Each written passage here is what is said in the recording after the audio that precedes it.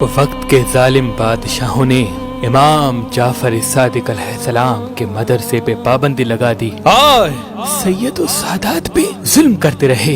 امام علی علیہ السلام کے ماننے والوں کو قتل کرتے رہے۔ انہوں نے یہ چاہا کہ عرب کی سرزمین پہ آل علی آل فاطمہ کا نام مٹ جائے، لیکن اللہ جسے چاہے اسے کوئی مٹا نہیں سکتا۔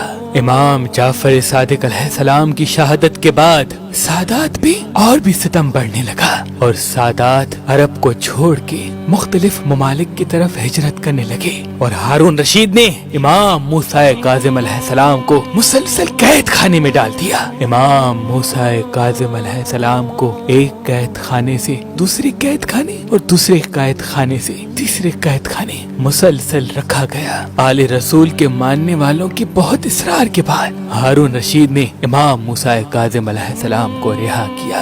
امام موسیٰ کاظم جیسے ہی اپنے گھر پہنچے، ابھی صبح کا سورج شام تک پہنچا ہی تھا کہ وقت کے بادشاہوں کے سپاہی پھر پہنچ گئے اور کہنے لگے کہ بادشاہ کا حکم ہے کہ موسیٰ کاظم کو قید کیا جائے۔ امام موسیٰ کاظم علیہ السلام گھر سے باہر آئے اور فرمانے لگے، اے وقت کے ظالم بادشاہ کے ظالم سپاہیوں، میں تمہارے رسول کی اولاد ہوں اور آج کافی سالوں کے بعد میں اپنے گھر پہنچا ہوں، اور مجھے علم ہے کہ اب جو میں قید کو جاؤں گا تو پھر کبھی نہیں آؤں گا۔ میری 18 بیٹیاں ہیں، مجھے ایک رات اپنے گھر میں رہنے دو۔ سپاہیوں نے کہا، بادشاہ کا حکم ہے اور ہم تمہیں قید کرنے آئے ہیں، ہمیں یہ حکم نہیں کہ تمہیں مہلت دی جائے۔ امام موسیٰ کاظم علیہ السلام کے بہت اصرار پر ان ظالم سپاہیوں نے چاہا کہ ٹھیک ہے، تمہیں ایک رات کی مہلت اس شرط پہ دی جائے گی کہ تمہارے محلے میں کوئی تمہارا ضامن پڑھے۔ امام موسیٰ کاظم علیہ السلام نے تمام مسلمانوں کو دیکھا، سب کے سب نظریں جھکانے لگے، کوئی بھی ظالم بادشاہ کے خلاف امام موسیٰ کاظم علیہ السلام کا ضامن نہ پڑے۔ اتنی دیر میں ایک کافر سامنے آیا اور رو رو کے کہنے لگا کہ میں امام موسیٰ کاظم علیہ السلام کا ضامن ہوں، امام موسیٰ کاظم کو ایک رات اپنے گھر میں رہنے دو۔ تو سپاہیوں نے پوچھا کہ تم تو کافر ہو، جب یہ مسلمان ضامن نہیں پڑھ رہے تو تم کیوں پڑھ رہے ہو؟ تو وہ کہنے لگا، میں امام موسیٰ کاظم علیہ السلام کے گھر کے ساتھ رہتا ہوں۔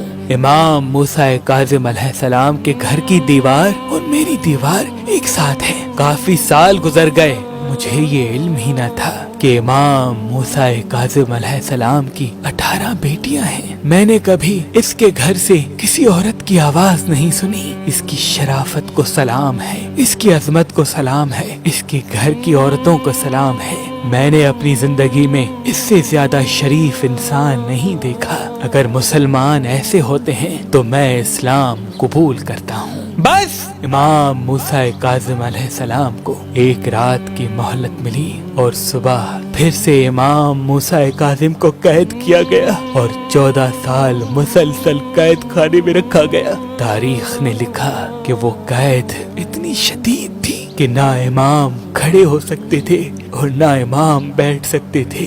سلام ہو رسول اللہ کے نواسے امام موسیٰ کاظم پر۔ امام جعفر صادق علیہ السلام نے فرمایا، جو انسان مرجان پتھر پہن کے اللہ سے جو دعا مانگے گا، چاہے اس کے مقدر میں ہو یا نہ ہو، اللہ اسے عطا کر دے گا۔ تبھی اس پتھر کو مقدر بدلنے والا پتھر کہا جاتا ہے۔ مرجان پتھر لینا چاہتے ہیں تو مہربان اسٹونز کے نمبر پہ کال کریں، اور مزید معلومات کے لیے ہماری ویب سائٹ مہربانلی.com یا ہماری اپلیکیشن جو گوگل پلے اسٹور اور آئی فون ایپ اسٹور میں موجود ہے، ان سے بھی معلومات حاصل کر سکتے ہیں۔